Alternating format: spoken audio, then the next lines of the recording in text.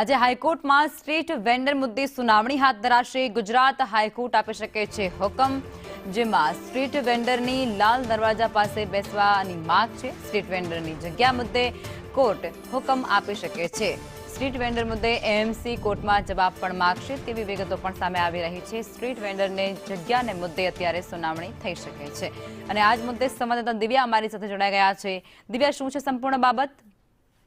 લખમાં street વેન્ડરને Lal Darwaja market ખાતે બેસવા દેવામાં આવે છે। હાલ દબાણો દૂર કરવાના આશય સાથે અમદાવાદ મ્યુનિસિપલ કોર્પોરેશન દ્વારા જે કામગીરી કરવામાં આવી છે, પરંતુ જે સ્ટ્રીટ વેન્ડર છે તેમના રજીસ્ટ્રેશન કરવામાં આવ્યા હતા, તેમ છતાં પણ નથી બેસવા દેવામાં આવતા તેવા આક્ષેપ અને તેવા દાવા સાથે સ્ટ્રીટ વેન્ડરે ગુજરાત હાઈકોર્ટમાં આ મુદ્દે રજૂઆત કરી હતી। જોકે આ બાબતને લઈને ગુજરાત હાઈકોર્ટે ગત મુદતે અમદાવાદ મ્યુનિસિપલ કોર્પોરેશનની ઝાટકણી પણ કાઢી હતી અને આ મુદ્દે યોગ્ય વિગતવાર જવાબ રજૂ કરવા માટે આદેશ પણ ફરમાવ્યો હતો।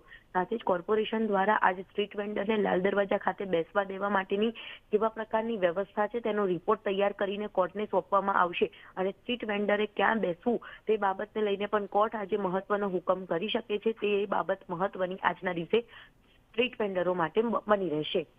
જી, આભાર દિવ્યા।